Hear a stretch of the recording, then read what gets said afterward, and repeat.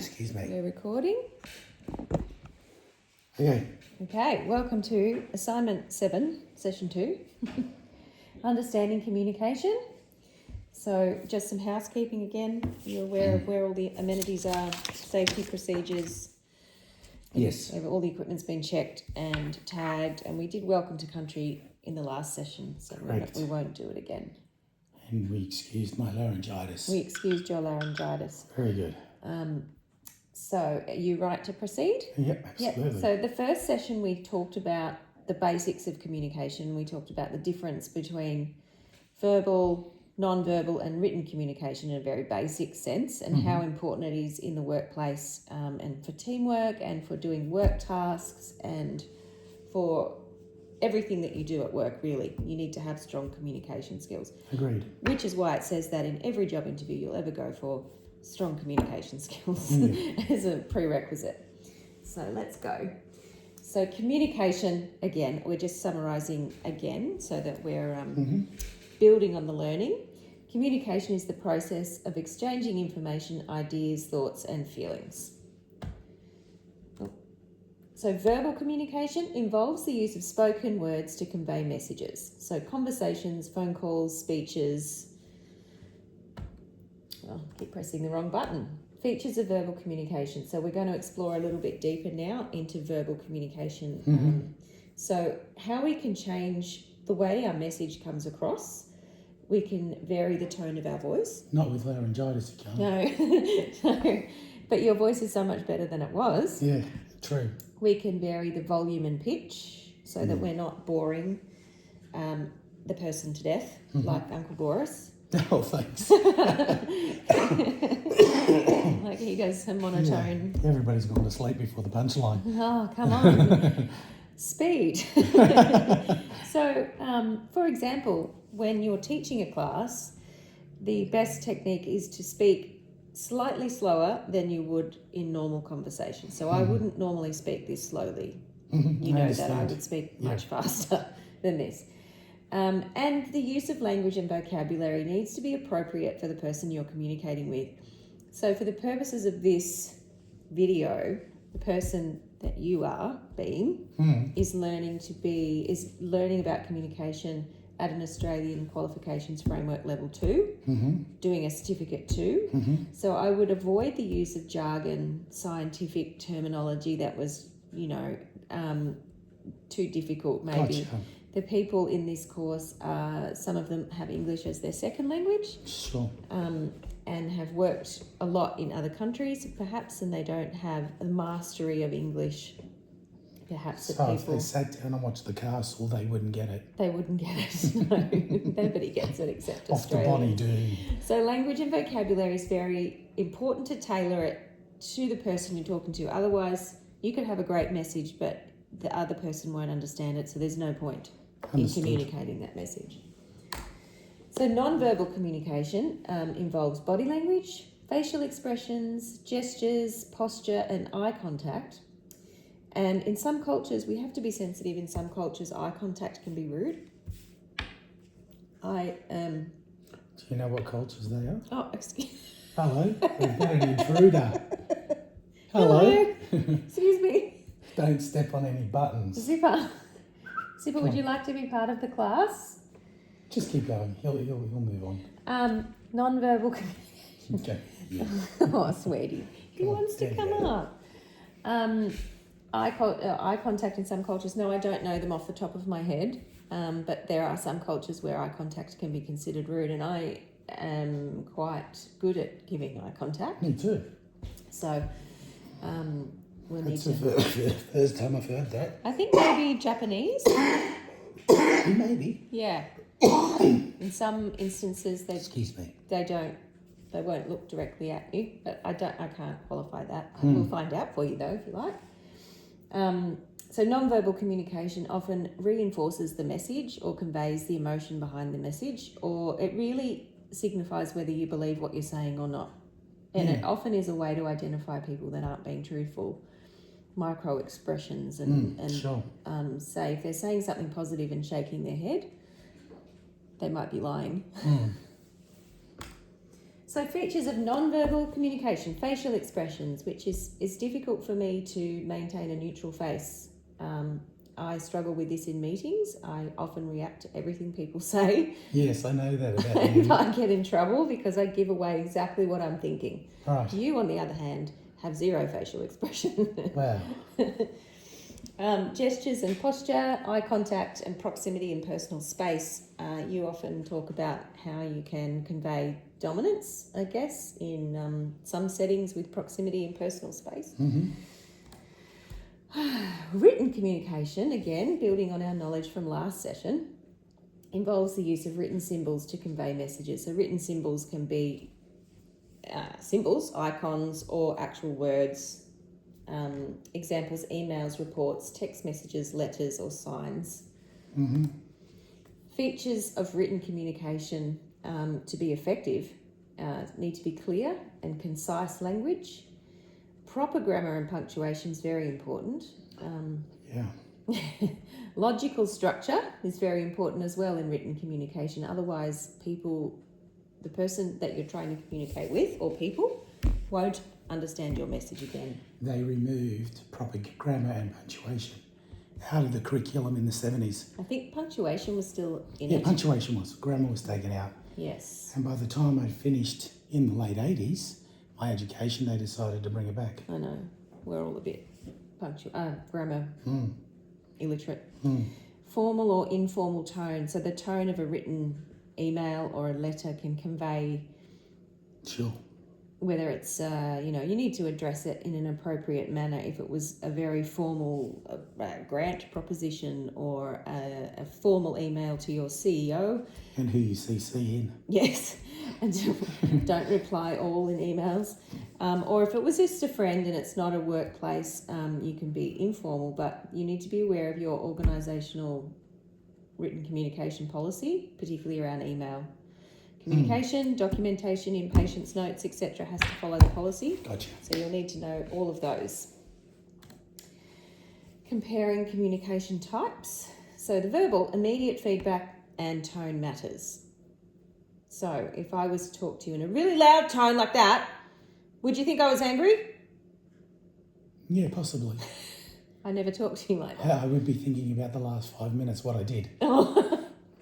Non-verbal cues may give a hint as to the emotion of the person speaking. So facial expression, again, body language, posture, standing over you or trying to be dominant or sitting, cowering.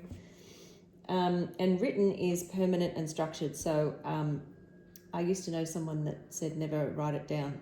Yeah. If you've got a secret, never write it down. I know business people that say the same thing. Yes. But, however, having said that, in documenting things in legal documents such as patient's notes and things, it is a legal document and you can't erase it. If you make an error, you have to just put a strike through and then sign your name and say Gotcha. Written in error, because it's a legal document. You also can't use, what's that stuff called? Liquid paper. Liquid paper. I was going to say whiteout. Yeah. You can't use that because then people can go back and cover up incriminating bits of documents. Well, that makes sense. You can't use liquid paper in official documents and you can't scribble anything out. You have to just cross it and say written in error with your signature and Gotcha. date. Yeah. So the pressure's on to write properly. Effective communication involves understanding and using verbal, non-verbal and written forms appropriately. So we've got a little exercise today. Gotcha. You're going to have a look at these and you're going to tell me, without me seeing, how to arrange the cards in this pattern. So I need to sit where you're sitting and we'll turn the camera over there. Where am I sitting? And you're going to face away from me. Oh, right, okay. I gotcha. Yeah. So, I'm going to sit here at the table. Right? yeah. Just turn your back on me. And you have to, I'm not allowed to ask questions. Right. And I'm not allowed to look at the things. Yeah, but you can't see them, can you? I can't see them. And you're going to tell me, using your words and your verbal communication, exactly how to arrange the first pattern, and then we'll keep going until all the patterns. So are I can finished. announce what the cards are. You have to tell me what they are. Yeah. Okay, so I've never been good at this. 4 of hearts. Hang on, I've got to find them. You have the 5 of hearts. Hang on. 4 of hearts. Hang on.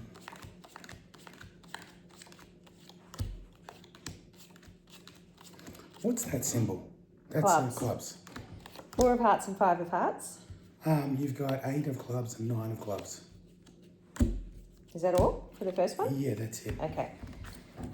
I'm not allowed to talk, but you have to tell me how to arrange it so the pattern's exactly the same. Okay. So if you could imagine a square piece of paper, Yep. the reds would be at the bottom of the paper, the blacks would be at the top.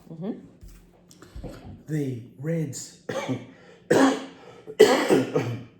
excuse me, Sorry. are in numeric order. So it would go 4, 5. Yep. The 4 would be above the 5. And they would be in the centre of the page. At the top of the 4 goes the 9.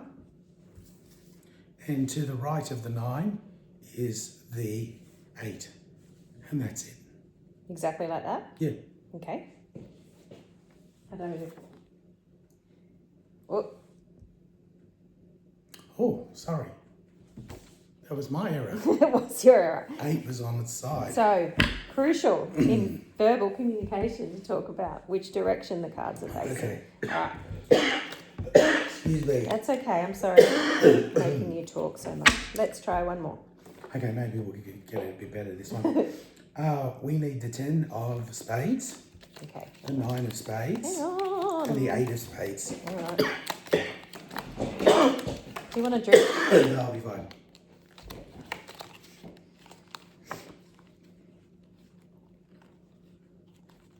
Apologies. I should have had these already, but spades. 9 of spades? Oh, sorry, clubs. Oh. Hang on, diamonds. Oh my gosh. Again, cards. Been terrible. Really? 10 of diamonds. Sorry. 9 of diamonds, 8 of diamonds. I thought this would be easier than No, it's just I don't play cards very often, so I don't know the symbols. okay. That's going to look ridiculous in the video. What? Me not knowing the symbols. Oh, who cares? That's 10, 9 and 8 10, 9 and 8, yes. of diamonds. Yeah? And you need a 9 and a 7 of clubs. Okay.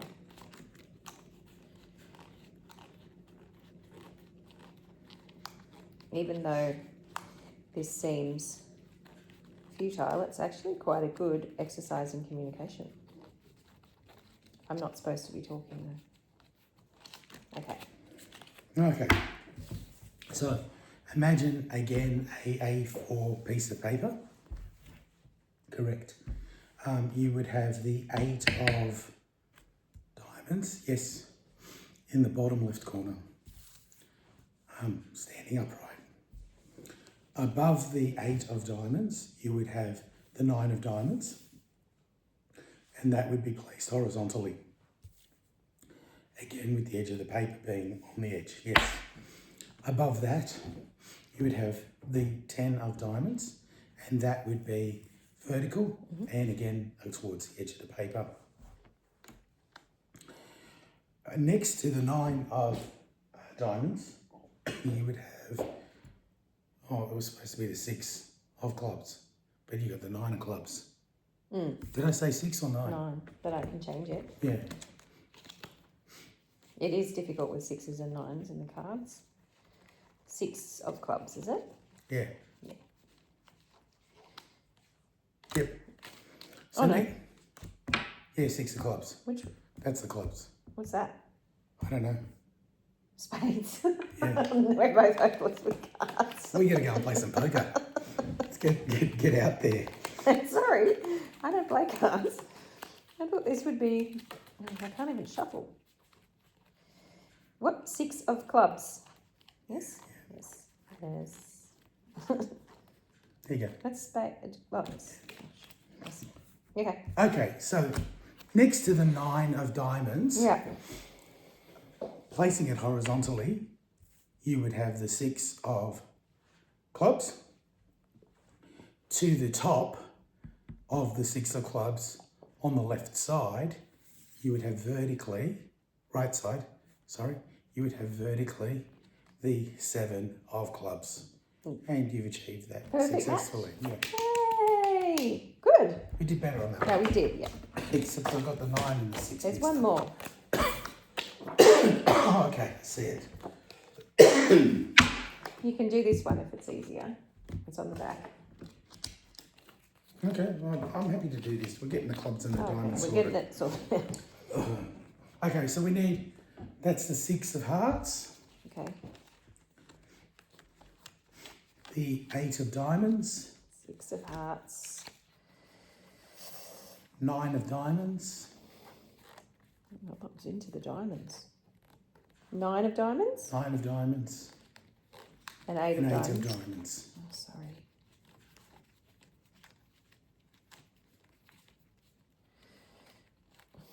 It's going to be the very last one I find. You need the 6 of clubs as well. Diamonds is right at the There bottom. you go. And 6 of clubs. Very good.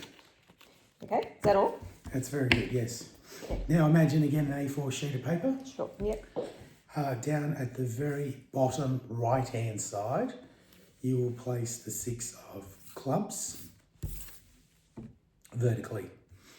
Above the 6 of clubs, horizontally, you would place the number 9 of diamonds with the edge on the edge of the paper. Yes.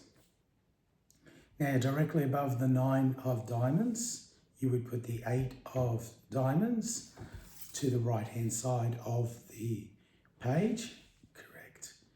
And horizontally above the 8 of diamonds, you would place the 6 of hearts horizontally. Yes, again at the edge of the page. Done. Done? Very good. Thank you. Okay. That was a good little exercise, wasn't it? Sorry about the noise. That's okay. How did you feel about that? Yeah, it was good, except I don't know what clubs, diamonds, No, neither do I, obviously. or hearts are.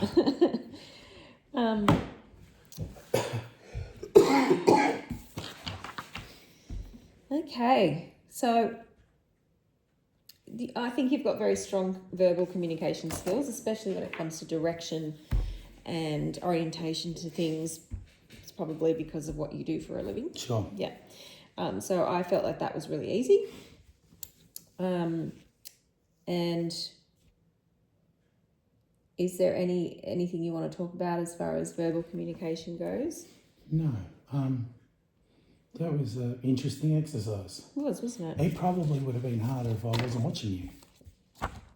You're not meant to. You're meant to have your back to me. Okay, gotcha. And so you can't see what I'm doing. Right. Yeah. Okay. We should have done. So you should have had your back to me so you can't see me and I'm not allowed to ask questions. Oh, okay. Yeah. But anyway, we did the exercise and I think we did it pretty well. So it's just an exercise in purely using verbal communication and not having any visual cues or any facial expressions or any questions. All right, well, let's do it again with these ones. Okay. There's only one there.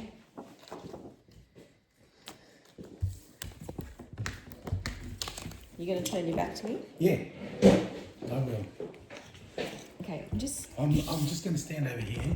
Yeah. And you do that. Okay, good. Do you know who these are? No idea. Did you never play Cluedo? No. Oh, goodness me. Okay. So I'm not looking at you at all. No. I need you to imagine a square piece of paper in A4 size. Yep. And in the top right-hand corner, Mrs. Peacock is upright. Next to Mrs. Peacock, to her left, is Mr. Green, but he is laid down with his face looking upwards. Again, to the top edge of the A4 imaginary paper that you've drawn out for yourself.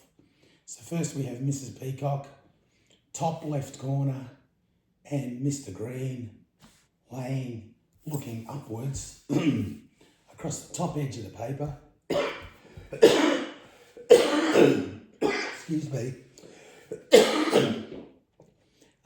At the top edge of the paper, touching the edge of Mrs. Peacock, looking up. Now, directly under Mrs. Peacock, I need you to leave a gap of about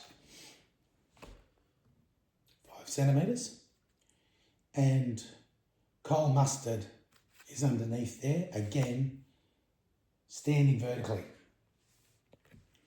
Now I need you to put Mr. Coal Mustard on a little bit of a lean of about 5 degrees inward. Yep. Now you need to match exactly what happens up the top with Mrs. Peacock and Mr. Green, and Professor Plum is touching Coal Mustard with him looking more or less directly at you, and joining the top of the Coal Mustard card. That's it. That's perfect. Yeah. Good. Thank you. So that was pretty easy for you. Yeah, I think We so. can probably understand that someone who doesn't have a lot of English Would struggle. would struggle. Yeah, excuse me.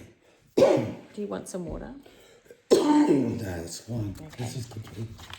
So all we really have to do now is there any questions that you have for me as far as what I was talking about with communication? No, you explained everything very clearly. Thank you. Now I'm going to actually do the survey verbally. Okay. So you can say yes, partly, or no. Okay. Ready? I felt the learning objectives were clearly described to me. Yes. I felt the trainer had a good understanding of the topic. Yes. I was provided with sufficient practical exercises. Absolutely. Yes. The trainer interacted with me and encouraged asking questions. Yes. I believe the trainer maintained my interest throughout the training session. Yes. I thought it was going to be boring. Oh, thanks. I found the trainer was responsive to my individual needs. Yes. I felt the pace of the training was suitable for me. Yes. I found the time allocated for the topic was appropriate. Yes. I believe the learning materials and notes were of good standard. Yes. I found the training session met my needs and expectations. Yes, it did. Thank you so much. Well done. Thank you very much.